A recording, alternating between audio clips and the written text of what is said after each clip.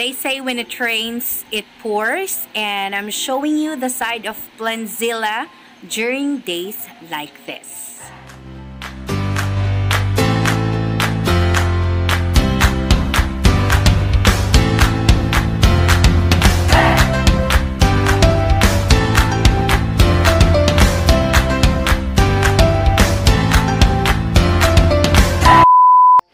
Based on observation, at least once a year, meron talagang time na sobrang lakas ng ulan na inaabot ng tubig yung areas ng garden namin kung saan hindi naman talaga usually binabaha. Dito lang kasi sa area na to, mostly lumalakas yung baha guys kasi daanan talaga siya ng baha.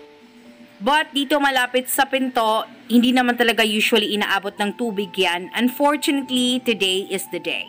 Samahan nyo muna kami as we check how our plants are doing. Syempre, hindi kami mapakali kapag ganito na sobrang lakas ng ulan, baka kasi may tangayin. So, let's do this. We woke up na super lakas ng ulan guys, as in super lakas na. So, we really had to rush and put all of these dito sa loob. Apparently, meron palang tropical depression and Bohol is under signal number 1. So, meron na talagang bagyo and alam naman natin, inuuna talagang iligtas yung mga plants na nasa labas, lalo na yung maliliit. All plantitas, plantitos, plant parents can surely relate to that. And pansin nyo, I'm doing a voiceover kasi nga umalis po ako. I had to go to work still kahit sobrang lakas ng ulan. The rain really didn't last the whole day. Pero super cloudy pa din and syempre hindi naman humuhupa agad yung baha. So yun guys, dumadaan kasi yung tubig dyan malapit sa gate tapos pumapasok, dumadaan sa gilid ng bahay namin. So we are so lucky na nakalagay na yung mga plants dito sa harap kasi nga baka may tangayin, may anurin na naman just like what had happened before. Wala na kaming magagawa guys, our house is already here, so we just have to accept the fact na ganito talaga yung situation every time na umuulan, kaya dapat talaga careful kami when it comes to our plants. And of course, natatakot din kami na baka tumaas yung tubig. Hopefully, sana hindi naman. Praying pa din. For now, chine-check na lang muna kung meron bang mga maliliit na pot kasi medyo malalim siya guys and kaya niyang lunurin yung mga maliliit na pot. Makikita niyo naman na merong mga pots dito na nakapatong talaga kasi nga sobrang kinakailangan lalo na kapag ganitong umuulan. Buti na lang itong mga ganito, survivor talaga, umaakyat kahit sa pader lang. Medyo madami na talagang tubig dito and meron pang mga parts na malalim. Well, not really yung malalim na kagaya na makikita natin sa city. Pero para sa mga plants guys, malalim na talaga to knowing na meron kaming mga maliliit, hindi lang puro nasa malaking pot. So, kailangan din naming i-check. Kawawa nga tong variegated alocasia na to. So, medyo matagal na simula nung last time na naripat namin siya. Kaya, kailangan na din tong i-repot soon. Ayan, nakikita nyo naman, medyo matagal nang mag-drain yung water. But at least guys, umaga ngayon. So, hindi kami masyadong mahihirapan kasi maliwanag. Problema kasi kapag gabi, tingnan nyo, napuno na ng tubig. Even yung pinatungan niya. So, hindi na namin alam kasi saan nakalagay. Sa mga nagsasabing, pwede naman kaming magpasemento ng garden, pwede naman kaming maglagay ng net, pwede naman kaming maglagay ng roof. Nasa plano po lahat yan, budget na lang yung kulang. Pero soon, alam ko darating yan soon. We are working hard for it.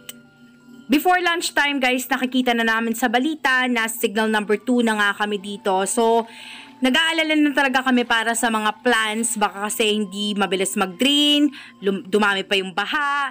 Kasi nakakatakot na baka may tangayin, yung mga ganon. Lalo na yung mga plants na mahal mo, yung mga inaalagaan mo talaga. So, ayun makikita nyo. Dito, ayan. Etong ang area na to, medyo nakatambak na yan, naka-elevate na yan ng konti, pero inaabot pa din ng tubig. Kita mo naman yung mga plants na yan. Sobrang kawawa guys. And I really do not know kung huhupa ba to kaagad. Basta umabot na siya malapit dun sa daanan namin kung saan papasok na kami sa bahay. Hindi pa talaga tapos yung bahay namin guys. As in, last year pa lang kami lumipat dito. So, talagang ano pa kami, working hard to finish our dream home.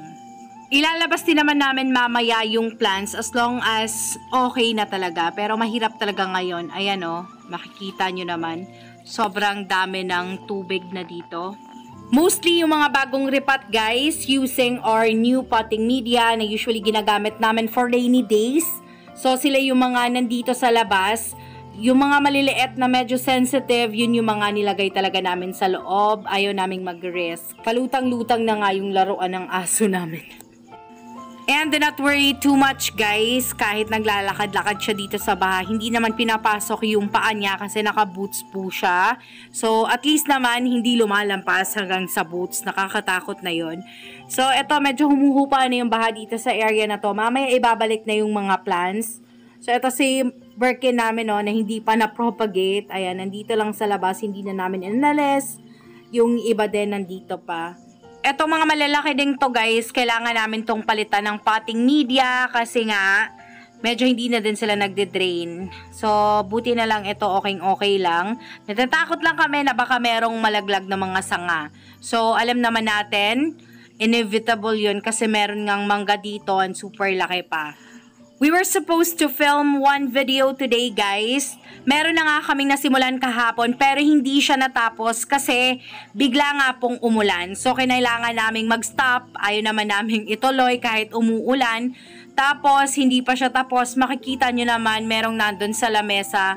So that is what we will be using for our another video which is about another propagation technique that you might like.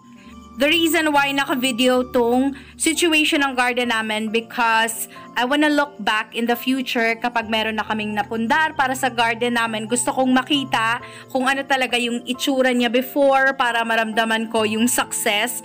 Yun kasi nararamdaman mo pag nakikita mong nag-i-improve ka na, meron ka ng mga nakikitang resulta, sobrang saya para sa akin yung ganun. So, eto guys, pinapakita ko lang din sa inyo. For those who are going through the same dilemma, giving up is not really an option. And I do hope everyone out there is safe, lalo na sa mga apektado ng bagyo, sa mga nakatira malapit sa mga landslide-prone area, and of course, yung mga malapit sa sapa. Take care of yourselves, guys. More than the things that you own, nothing is more precious than the life that we have. Dito sa area na to guys, medyo humuhupa na yung tubig. Buti na lang, tumigil yung ulan. Although we are under signal number 2, wala na pong ulan. And sana tuloy-tuloy na hanggang gabi na hindi na talaga bumalik yung ulan guys. So, ayan, meron na talagang nahulog na kahoy dito. Buti hindi na bali yung Lucky Red. Pero hindi na ako mas-surprise. So, kahapon nga, nalaglagan pa yung Diamond Siam kaya medyo nabali yung dahon niya. Sana wala masyadong na ano. Kasi itong mga twigs na ganito guys, nakakatusok ng dahon, syempre napupunit. Wala naman tayong magagawa. Hindi din naman nila kasalanan yan. Hello guys, so parang wala ng ulan. Pwede na nating ilabas yung mga tinagaw natin dito, yung mga halaman na inilikas natin. Para bumalik na sila dito sa kinalalagyan nila. Saka yung mga halaman natin ito, talagang nalinis yung mga dahon. Ayan. So guys, ito muna yung mga baligitin at turo yung pulis natin ang ating uunahin.